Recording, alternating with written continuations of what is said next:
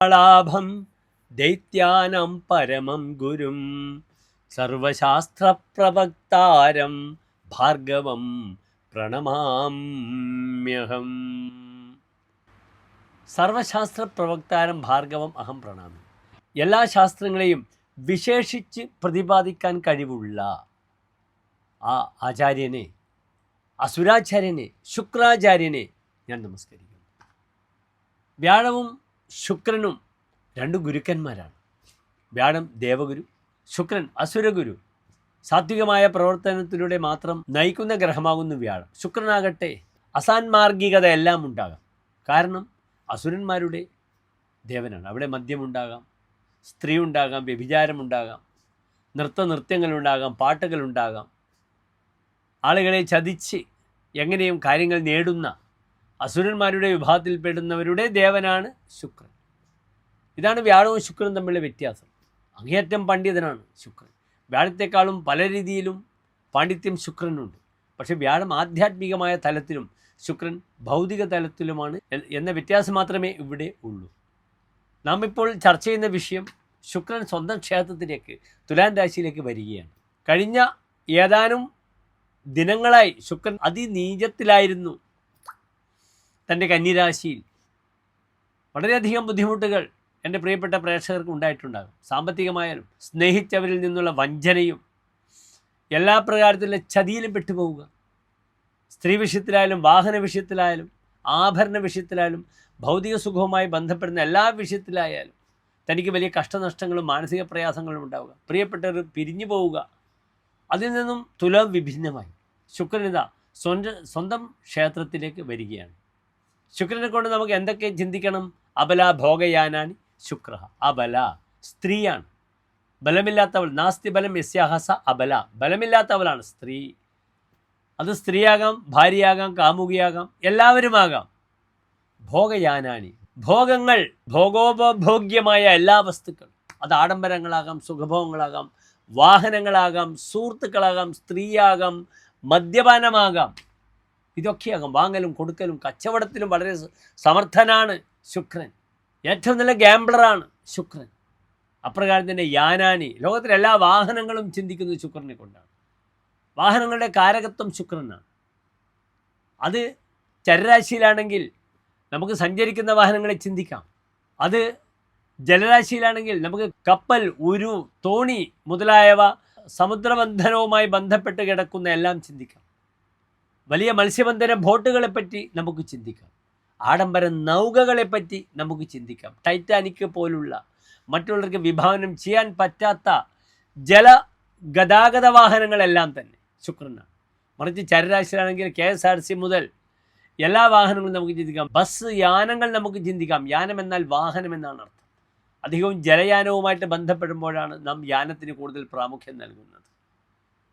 സ്ഥിരവാഹനങ്ങളെപ്പറ്റി നമുക്ക് ചിന്തിക്കണം. സ്ഥിരമായ സ്ഥലത്തുണ്ടാക്കുന്ന വാഹനങ്ങളുമായിട്ട് ബന്ധപ്പെടുന്ന പഞ്ചനക്ഷത്ര ഹോട്ടലുകൾ, അത് കപ്പലിൻ്റെ ഷേപ്പിലുള്ള പഞ്ചനക്ഷത്ര ഹോട്ടലുകൾ ഞാൻ ലണ്ടനിൽ പോയ സമയത്ത് ഇപ്പോൾ ധാരാളം കണ്ടു. അത് കപ്പലിൻ്റെ ഷേപ്പാകുന്നു. അപ്രകാരം ദുബായിലുമുണ്ട്. കരയിലുള്ള വലിയ ആകാശചുംബികളായ ബിൽഡിങ്ങുകൾ, ഇതൊക്കെ തന്നെ ശുക്രനെ കൊണ്ട് ചിന്തിക്കും. അവിടെ ധാരാളം ഗ്രൗണ്ടിൽ ആയിരക്കണക്കിന് വാഹനങ്ങളുടെ പാർക്കിംഗ്, വലിയ പാർക്കിംഗ് സ്ലോട്ടുകളുണ്ട് വിദേശ രാജ്യങ്ങളിലെല്ലാം തന്നെ. നമ്മുടെ രാജ്യത്ത് അതാണ് പ്രത്യേകിച്ചില്ലാത്തത്. ഇപ്പോഴാണ് നമ്മുടെ രാജ്യത്തിൽ ഇൻഫ്രാസ്ട്രക്ചർ വരുന്നത്. അല്ലെങ്കിൽ ഒരു ബിൽഡിങ്ങുകൾ നൂറുകണക്കിന് ആയിരക്കണക്കിന് ബിൽഡിങ്ങുകൾ എടുത്തിടും, എന്നിട്ട് പാർക്കിങ്ങിന് അലയും മണിക്കൂറുകൾ. ഇപ്പോൾ എല്ലാ ബിൽഡിങ്ങുകൾക്കും താഴെ പാർക്കിങ്ങുകളൊക്കെ ഉണ്ട്, വലിയ ഷോപ്പിംഗ് മാളുകളൊക്കെ ഉണ്ട്, തിയേറ്ററുകൾ സമുച്ചയത്തിലുണ്ട്. നമ്മുടെ നാട് മാറിക്കൊണ്ടിരിക്കുകയാണ്. ഇന്ത്യയിൽ നിന്ന് ഏറ്റവും അധികം സമ്പത്ത് വരുന്ന ഒരു സംസ്ഥാനമാണ് നമ്മുടെ കൊച്ചു കേരളം. ഏറ്റവും അധികം കാശ് വരുന്ന, ഏറ്റവും അധികം സ്വർണം വിൽക്കപ്പെടുന്ന, ഏറ്റവും അധികം സ്വർണം വാങ്ങപ്പെടുന്ന, ഏറ്റവും വലിയ IT ഹബ്ബായി കൊച്ചിയും തിരുവനന്തപുരം മാറിക്കൊണ്ടിരിക്കുന്ന, ഏറ്റവും വലിയ ഷിപ്പിംഗ് കൊച്ചിൻ ഷിപ്പ് യാർഡ്, ലോകത്തിലെ ഏറ്റവും തന്നെ അഭിമാന സംഭവമായി മാറുകയാണ് വിഴിഞ്ഞം പോർട്ട്. ഇവിടെയൊക്കെ ശുക്രൻ എന്ന ഗ്രഹത്തിൻ്റെ കോൺട്രിബ്യൂഷൻ നിങ്ങൾക്ക് ധാരാളം കാണാം. എല്ലാ പ്രിയപ്പെട്ട പ്രേക്ഷകർക്കും ഈ ശുക്രൻ്റെ മാറ്റം എപ്പോഴാണ് ശുക്രൻ മാറുന്നതെന്ന് അറിയണം. നവംബർ 2-ാം തീയതി ഉച്ചയ്ക്ക് 1:30 മണിയോടുകൂടി ശുക്രൻ മാറുന്നു. 2025 നവംബർ 2-ാം തീയതി എന്ന് വെച്ചാൽ 1201 തുലാമാസം 16-ാം തീയതി മുതൽ ഉച്ചയ്ക്ക് 1:30 മുതൽ ശുക്രൻ മാറുകയാണ്. കേവലം 25 ദിനങ്ങൾ മാത്രമേ അവിടെയുള്ളൂ. ശുക്രൻ ഏറ്റവും ഫാസ്റ്റായ പ്ലാനറ്റാണ്. ചന്ദ്രനാണ് ഏറ്റവും കൂടുതൽ 2.25 ദിവസം കൊണ്ട് ഒരു രാശി കവർ ചെയ്യുന്ന ഗ്രഹമാണ് ചന്ദ്രൻ. അത് കഴിഞ്ഞാൽ പിന്നെ ബുധൻ, പിന്നെ ശുക്രൻ, ചൊവ്വ, ഇങ്ങനെ വരും. അതിനാൽ വളരെ ഫാസ്റ്റായ പ്ലാനറ്റാണ്. 25 ദിവസം ധാരാളമാണ്. ഒരു ഡീലിംഗ് നടന്ന കോടിക്കണക്കിന് രൂപ, ലക്ഷക്കണക്കിന് അല്ലെങ്കിൽ 10,000 രൂപ കിട്ടണമെങ്കിൽ സെക്കൻഡ്സ് ഓഫ് വർക്ക് മാത്രം മതി. അതാണ് വാങ്ങലും കൊടുക്കലും വ്യാപാരവും. മൗഢ്യമായി കിടക്കുന്ന ശുക്രൻ ഇതാ ബലവാനായി വരികയാണ്. ഇവിടെ മനസ്സിലാക്കണം, ഇവിടെ ശുക്രൻ തുലാൻ രാശിയിൽ വരുമ്പോൾ നീചസ്ഥനായ സൂര്യനോടുകൂടെ നിൽക്കുന്നു. പക്ഷേ ഭാഗ്യവശാൽ ശുക്രന് മൗഢ്യമൊന്നുമില്ല. അതിനാൽ ശുക്രൻ നല്ല ഫലത്തെ പ്രദാനം ചെയ്യും. എൻ്റെ പ്രിയപ്പെട്ട പ്രേക്ഷകർ ഒന്ന് മനസ്സിലാക്കണം, മേടൻ രാശി മുതൽ 12 രാശികൾക്കുള്ള ശുഭാശുഭ ഫലങ്ങൾ വളരെ പെട്ടെന്ന് ഞാൻ നിങ്ങളുടെ മുന്നിൽ അവതരിപ്പിക്കുകയാണ്. നിങ്ങൾ ശ്രദ്ധിക്കുക.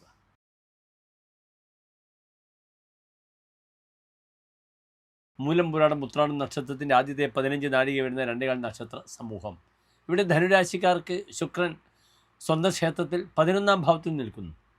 ശുക്രൻ മൂലക്ഷേത്ര ബലവാനാണെന്ന് നിങ്ങൾ അറിയുക. 11ാം ഭാവം ശുഭഗ്രഹങ്ങൾക്കും പാപഗ്രഹങ്ങൾക്കും വളരെ അനുകൂലമായ ഭാവമാണ്. 11ാം ഭാവത്തിൽ ശുക്രൻ നിൽക്കുമ്പോൾ, വ്യാഴം നിൽക്കുമ്പോഴും സലാഭഹ എന്ന ഫലമാണ് പറഞ്ഞിരിക്കുന്നത്. ലാഭേന സഹ വർത്തതേ ഇതി സലാഭഹ, ലാഭത്തോടു കൂടിയതെന്നർത്ഥം. അതിനാൽ ശുക്രൻ ലാഭമുണ്ടാക്കുന്നു. ഏതെല്ലാം രീതിയിലുള്ള ലാഭമുണ്ടാക്കുന്നു? ആ ശുക്രൻ 11ാം ഭാവത്തിൻ്റെ എല്ലാ ധർമ്മങ്ങളും നിർവഹിക്കുന്നു. അപ്രകാരം തന്നെ 6ാം ഭാവത്തിൻ്റെ ധർമ്മങ്ങളും നിർവഹിക്കുന്നു. ശുക്രന് 2 ഭാവങ്ങളുടെ ആധിപത്യമാണ്. ഒന്ന് 6ാം ഭാവാധിപത്യം, ഇടവൻ രാശിയുടെ ആധിപത്യം. മറ്റൊന്ന് തുലാൻ രാശിയുടെ ആധിപത്യം. ഇവിടെ 6ാം ഭാവാധിപത്യം അത്ര നല്ലതല്ല. പക്ഷേ 11ാം ഭാവാധിപത്യം വളരെ ഗുണമാണ്.